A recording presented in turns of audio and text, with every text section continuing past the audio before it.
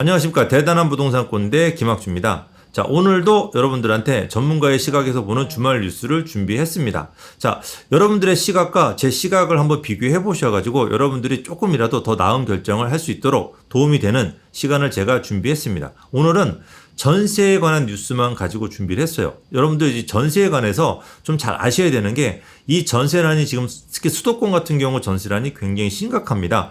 이거를 여러분들이 아셔야지 이 시장이 내년에 매매 시장으로 갈아탈 가능성이 굉장히 높거든요. 그래서 올 하반기하고 내년 부동산 시장을 준비하려면 이 전세 시장을 미리 여러분들이 예측하고 여러분들이 경험을 해 보신다면 내년 상반기 부동산 시장을 여러분들이 준비하는데 훨씬 더 수월한 시간을 가질 수가 있을 겁니다. 자, 무주택자 분들이라든지 또는 전세를 얻으려고 하시는 분들, 갈아타게 하려고 하는 분들, 다주택자분들 전부 다 이 전세 시장을 여러분들이 미리 알아야지 여러분들이 현명하게 부동산 시장을 준비할 수 있으니까 자, 오늘 방송 저 끝까지 한번 시청을 해봐 주십시오.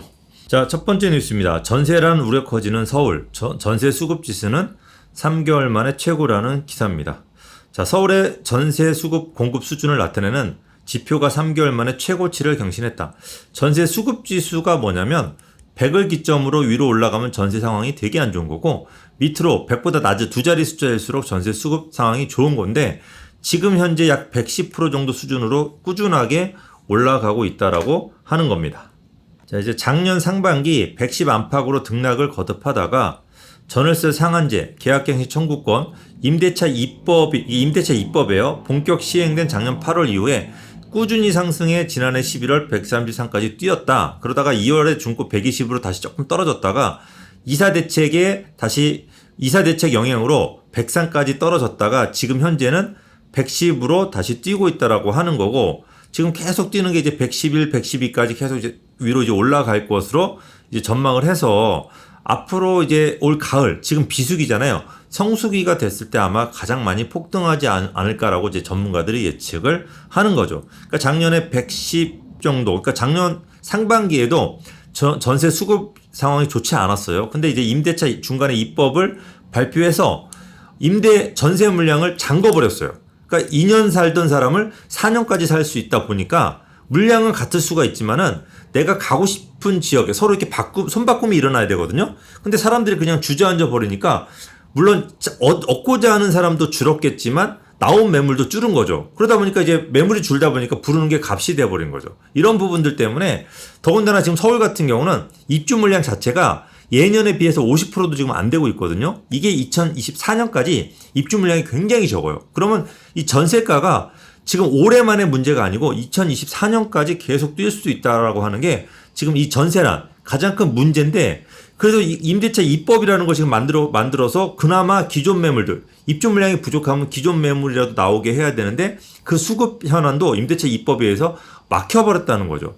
이제 양도소득세 중과를 해서 우리가 이제 분양 물량이 부족하잖아요. 이 분양 물량 부족한 거를 기존 매물로 채워줘야 되는데 양도세 중과를 해서 기존 매물을 못 팔게 만들었어요. 근데 이번에는 임대차 입법을 만들어서 전월세조차도 기존 매물이 나오지 않게 만듦으로써 이제 가격이 급등했어요. 이게 과연 2024년도까지 이 상황이 계속 반복이 된다고 한다면 집값이 지금 몇 년, 3년 안에 어떻게 될지 상상이 못할 일이 벌어질 수도 있다라는 겁니다. 이게 정부에서는 어떤 마음으로 전월세 입법을 만들었는지 한번 보자고요. 이게 이제 기사가 2020년 9월 달에 나온 기사입니다. 그러니까 우리가 2020년 8월 달에 임대차 입법을 만들었으니까 김현미 전 장관 시절에 국회에서 이제 만든 거죠.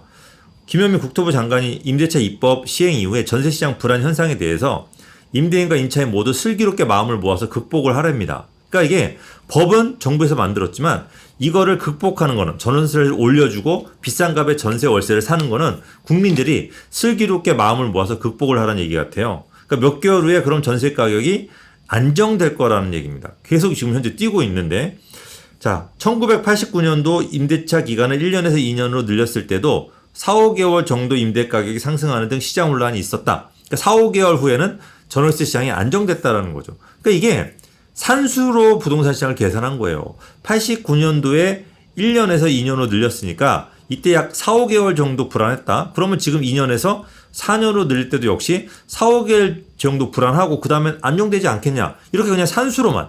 옛날에도 그랬으니까 지금도 그럴 거다. 시대가 바뀌어 있고 물량 자체가 다른데 너무나 단순하게 계산하다 보니까 현재 이런 문제가 생긴 거죠. 그래서 장관이 바뀌었어요. 이제 변창흠 장관 후보자죠, 이때는. 그래서 이 문제에 대해서 물어보니까 이때 후보자는 부동산 시장 불안이 진정되는 시점에 대해 내년에 전세 대책과 3기 신도시 사전 청약이 본격화되면 안정될 거라고 예상을 했대요. 그러니까 이게 우리가 사전 청약, 누구는 단순하게 생각을 하더라도 사전 청약이라고 한다면 이분들, 예를 들어 수도권에 약 900만 명의 이 사람들이 사전 청약을 받으려면 주택이 있으면 될까요, 안 될까요? 그러니까 집을 매수를 못 해요. 그러면 원래 집을 매수하려고 계획했던 사람들조차 매수를 하지 않고 이 사람들이 살 집은 있어야 되잖아. 어떡할까요? 바로 전월세 시장에 그냥 주저앉아 버려요. 그러니까 왜 사전 청약이 되면은 집이 있으면 안 되니까. 그러면 물량은 점점 줄어드는데 전월세 수요자가 어떻게 돼요? 수요자가 늘어나죠. 이건 산수예요. 근데 이 산수조차 틀려가지고 예상을 잘못했으니까 당연히 이렇게 전월세 시장이 폭등하는 이런 문제가 생기는 거죠. 이게 올 하반기에 우리 시청자분들 좀 약간 대비를 해야 될 것 같아요. 댓글에 제가 이런 얘기를 하면 이런 댓글이 달려요. 아니, 왜 이렇게 자꾸 사람들을 불안하게 만듭니까? 그냥 좀 좋게 얘기해주면 안 됩니까? 아니면 얘기를 안 하면 안 됩니까? 할 수 있는데 이건 굉장히 나쁜 얘기예요. 왜? 이렇게 전세가 물량은 부족한데 수요자가 점점 늘어나서 이 사전 청약 때문에 전월세 수요자가 더 늘어나서 이 전월세 가격이 폭등하고 이게 잘못하면은 매매 가격까지 건드려서 올 하반기나 내년 상반기에 집값이 굉장히 많이 뛸 수 있다라는 걸 제가 알려드려야지 집을 살려고 했던 사람 또는 집을 지금 좀 저렴하게 팔려고 했던 사람들이 자기 자산을 갖다 지킬 수가 있는 거예요. 근데 이런 정보를 얘기를 하지 않고 이렇게 집값을 단순하게 불안시키겠다고만 받아들이는 사람들 같은 경우는 이건 되게 나쁜 생각이니까 이런 생각은 좀 저는 고쳤으면 좋겠습니다. 자, 다음 기사 한번 살펴보도록 할게요. 자, 이제 또 전월세에 관한 또 다른 문제가 뭐냐면 현재 왜 하반기에 이렇게 집값이 뛸 것으로 전월세 값이 뛸 것으로 예상을 하냐면 현재 15억 이상 초고가 전세 80%가 임대차 입법 이후 계약 체결한 걸로 나오고 있습니다. 그러니까 임대차법 시행 이후에 서울 중소형 아파트 초고가 전세가 지금 속출하고 있다. 그러니까 작년 8월 이후에 그래서 2020년 이후에 15억 이상 전세의 약 80%가 지난해 8월 이후 계약. 그러니까 지난해 임대차 입법 만들어지기 전까지는 강남이라고 하더라도 10억대 초반의 전세가 물량이 제법 많았어요. 근데 그때 이후에 8월 이후에는 이제 그런 물량 10억대 초반 자체가 없어지고 이제 거의 웬만하면 15억 이상으로 뛰는 거죠. 이게 지금 수급난, 그러니까 2년 플러스 2년을 살다 보니까 물량이 기존 물량조차 안 나와. 그리고 입주 물량도 없어. 그러다 보니까 이 수급난과 맞물리면서 서울 전역에 악영향을 끼친다. 그러니까 이게 15억 이상 전세가 많다라고 하는 얘기는 이게 강남만의 문제가 아니에요. 이런 가격대가 퍼진다는 거죠. 강남이 이렇게 비싸? 그럼 우리도 좀 약간 더 받을래? 라고 하는 이런 추세가 퍼진다고 한다면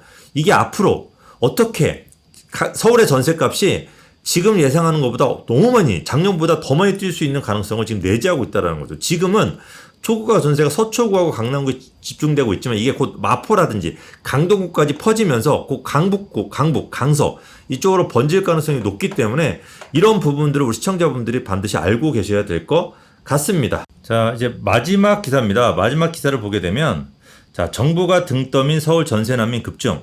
결국 경기도로 전세값 때문에 경기도로 밀려난다 이런 기사입니다. 그러니까 다른 시각인 겁니다.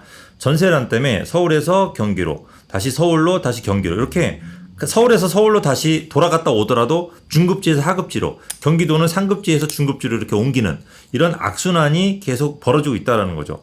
자, 36세 A씨는 경기도로 결국 나갔어요. 왜? 5억 하던 전세가 결국 10억으로 뛰었기 때문에 도저히 어떻게 스스로가 해결할 수 있는 방법이 없었던 거죠. 이런 부분들은 임대차 입법으로 인해서 매물 풍비 현상 때문에 벌어졌다라는 겁니다. 2 플러스 2년이니까 뭐 신축 물량이 많으면 상관없겠지만 신축 물량이 최악인 상태에서 다시 기존 매물까지 나오지 않게끔 만들다 보니까 결국 어떻게 되겠습니까? 뻔한 결과죠.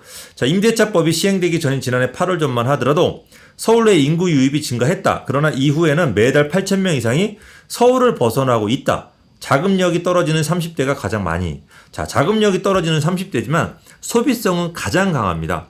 그러니까 이 소비성 많은 30대가 떠나니까 결국 서울의 소상공인들은 어떻게 될까요? 굉장히 이제 불안한 현상들이 곳곳에서 벌어지고 있고 서울의 경쟁력이 엄청나게 떨어지고 있습니다. 자, 앞으로 실거주 강화와 임대사업자 폐지 등으로 인해서 전세값은 더욱 오르게 됩니다. 그러니까 임대사업자 폐지는 그래도 거의 안 할 가능성이 크죠. 그래서 이런 부분 때문에 괜찮은데 그래도 워낙 실거주 뭐 하면 2년 거주해야 된다. 분양받은 집도 전세를 못 놓고 이런 실거주 의무가 너무 많이 강화되다 보니까 전세 물량이 너무 부족해지고 그러면서 전세값이 폭등하는 이 현상이 지속적으로 벌어지고 있습니다. 자, 이제 계속된 서울 전세값 상승으로 인해 경기권에 일시적으로 수요가 몰리게 되면 경기도의 전세값도 불안정해집니다. 그러니까 뛴다라는 거죠. 그러면 부담을 느낀 수요자들이 다시 서울로 되돌아가 시장을 불안정하게 한다라고 하는 기사입니다. 자, 이 시장을 불안정하게 만든다는 얘기는 무슨 얘기냐면, 자, 현재 지금 우리가 월세가 굉장히 많이 뛰고 있죠. 왜 그러냐면 세금이 너무 높아요. 보유세도 그렇고 뭐 전월세 신고제도 그렇고 보증보험도 그렇고 세금이 많이 비싸다 보니까 기존에 전세를 놓던 임대인들이 전세 물량을 월세로 돌리는 거예요. 그러니까 전세 물량이 일단은 반으로 쪼그라들었죠. 이 상태에서 아까도 말씀드렸던 2년 플러스 2년, 4년을 거주하다 보니까 또 기존 매물조차 또 줄었어요.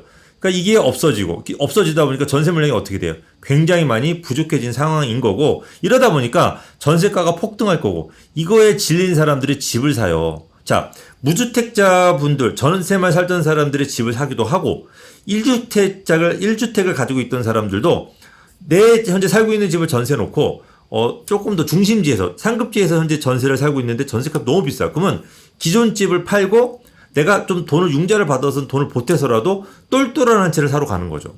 이렇게. 그러니까 결국 중심지에 사람들이 더 모이게 되고, 더군다나 올 하반기에 사전청약이 12월 달에 끝나요. 그러면 거기 사전청약 떨어진 사람들이 한 870만 명 돼요. 그 사람들이 일부만 집을 사러 가더라도 또 주택값은 폭등할 수가 있는 거죠. 그러니까 내년 상반기 부동산 시장이 굉장히 불안하다. 또 내년 5월 달에 3월인가요? 굉장히 또 우리 나라에서 제일 큰 사람을 뽑는 큰 퍼포먼스가 있잖아요. 이런 것까지 이제 겹치다 보면은 내년 상반기 시장 도대체 겨울에 무슨 일이 벌어질까? 저는 여러분들 마음을 절대 불안하게 만들고자 하는 건 절대 아닙니다. 여러분들이 이런 일이 생길 수 있다는 걸 미리 알고서 여러분들이 대비를 해야 되기 때문에 이런 정보를 알려드리는 거니까, 자, 여러분들 자산 누가 지킬까요? 여러분들 스스로가 지키셔야 됩니다. 그래서 공부를 꾸준하게 하셔야 돼요. 자, 제가 오늘 주말 뉴스 좀 불안한 내용을 전달해 드렸지만 어쩔 수 없습니다. 이 내용 여러분들이 알고 계셔야 되고, 자, 앞으로 제 주말 뉴스를 꾸준하게 받아보실 분들은 위에 이제 구독 눌러주시고 아래쪽에 알람 설정 같이 해 주십시오. 가운데 좋아요 버튼도 눌러주시면 감사하겠습니다. 자, 저는 여기서 물러가도록 하겠습니다.